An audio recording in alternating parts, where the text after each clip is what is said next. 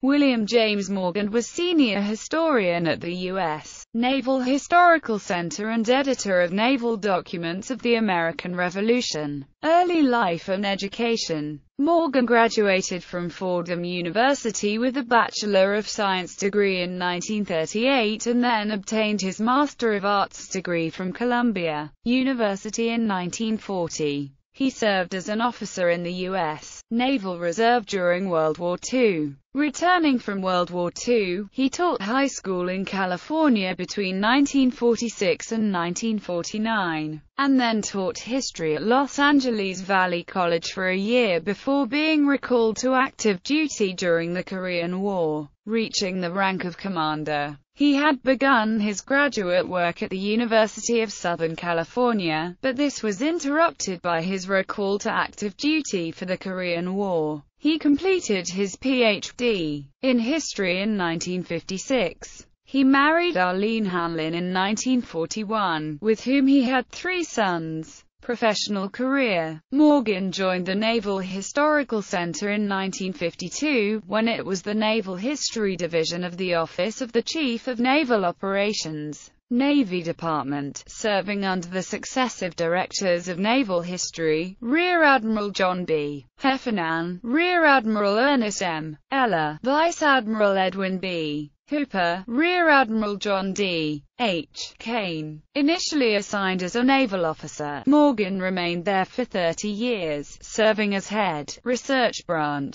from 1954 to 1982 and appointed additionally as senior historian, before he retired in March 1982. In 1952, he became interested in the officers who had served in the Continental Navy, and this led to the publication of his doctoral thesis in 1956 and his first book in 1959, Captains to the Northward. As he was working on this, he came into contact with the manuscript collector and historian William Bell Clark, and with Rear Admiral Ernest M. Eller, played a major role in undertaking the Naval Documents of the American Revolution project. Beginning about 1956, Morgan was the professional historian and master documentary editor who implemented the project under Clark's editorship. On Clark's death in 1970, Morgan succeeded him as editor, completing the first 9 volumes by the time of his retirement in 1982. He died at Silver Spring, Maryland. Awards. In recognition of his service to naval history, the United States Navy awarded him its highest decoration for civilian service in 1982, the Navy Distinguished Civilian Service Award.